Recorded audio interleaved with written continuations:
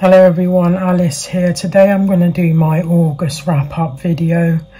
I know it's quite late in the month to do it, but a few things have been going on, but I'll talk about that in another video. I didn't really get through many books in August. I did get through a couple. The first book I got through was I Want to Eat Your Pancreas. Really great manga, fantastic story. It's to do with a girl that's got a pancreatic disease and a boy that's a bit like a loner type of boy.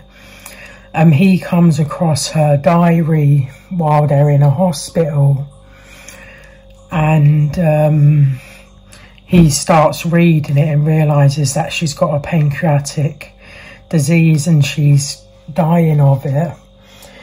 And this is to do with their story, working together, their friendship as it builds. It's also to do with love, relationship, strength. There's a lot that this book has for it, and it's really well put together. It's a very emotional story as well. It's something that I would highly recommend. I watched the film of it as well, the anime film, and that was really good as well. So that was the first book I got through in August.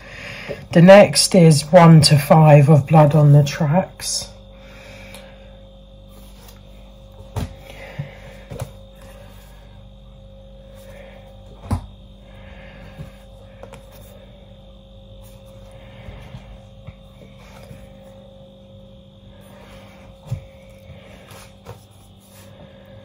Now this series is to do with a mother and son, and a very weird sort of relationship that the mother has with the son.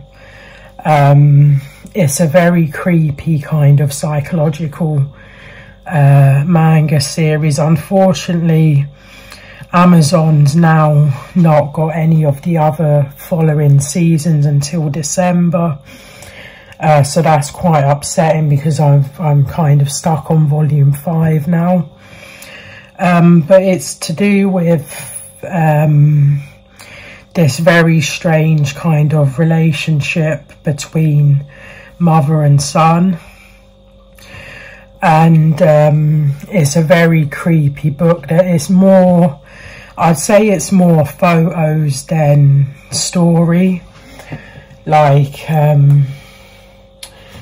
you get some actual stories, and then there's just a bunch of really creepy kind of photos. It's a really well written manga. It was something I'd highly recommend. If you're someone that's into psychological kind of stories, then it's something I'd recommend reading. The next book I read was The Promised Neverland Volume 1. I've got 2 and 3, but I've only... the mistake I made is I watched the complete manga series off Crunchyroll, and because it weren't that long ago that I've kind of... I know the story, so I've not wanted to read the following manga so far, but that's something I'm hoping to. The final book that I read was The Reason I Jump. This is a autobiography of a 13-year-old boy with autism, and he talks about basically each chapter is a question. For example, how are you writing these sentences? What do you echo questions back at the asker? Why do you echo questions back at the asker? And stuff like that. and it's to do with a 13-year-old boy. He lives in Japan, and he basically writes of his experience with autism. He tries to answer the questions that people ask him about it, and that's kind of what the whole story is to do with.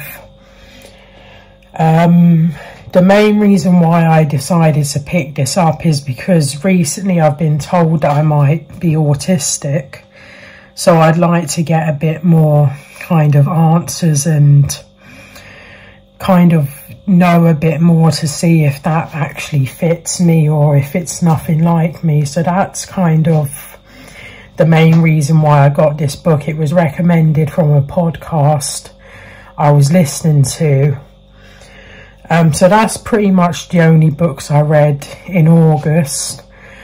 So I hope everyone still enjoyed this video. Sorry that it's so late to have come out. Thank you all for watching. Please like, comment, subscribe. Take care and happy reading, and bye for now.